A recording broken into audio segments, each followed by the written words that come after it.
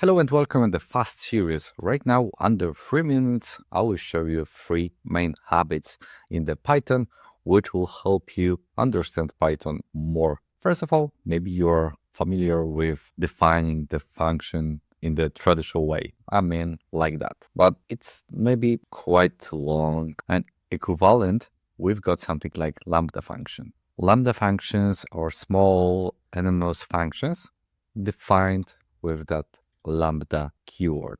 They are useful for short functions where defining a full function will be, for example, an overkill. Over there will be no overkill, but to let you understand the meaning of lambda functions, you need to get on well with that. The second thing will be type annotations. Maybe you are familiar with defining the normal functions like that. So it's like a simple function with greeting. There's no sophistication over there. But to make sure that passing arguments is the type that we would like to have, we've got like a type annotations like it's over here. And of course, we can also make a type annotations with the variables like that, with integer, float, boolean, and how you would like to have. Of course, here, whenever I would just write down something, I would have like an underscore that it's expected to have a bool instead of the string.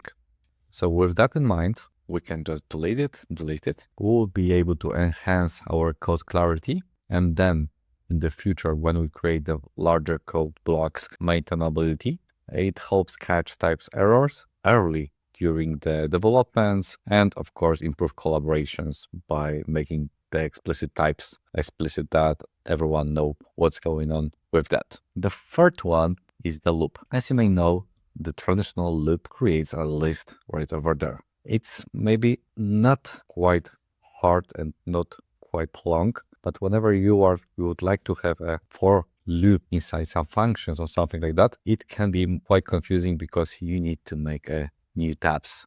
And to do that more readable and easier for you is the equivalent, like x times x. We've got the same for the loop that we are creating over there. And of course, to check if everything's work as it should, we can just print both of them. So it makes code shorter, more readable, easier to debug, maintain, as the logic is clear and concise. And that will be all for that 3 habits under 3 minutes. I hope you enjoyed that series and see you in the next one.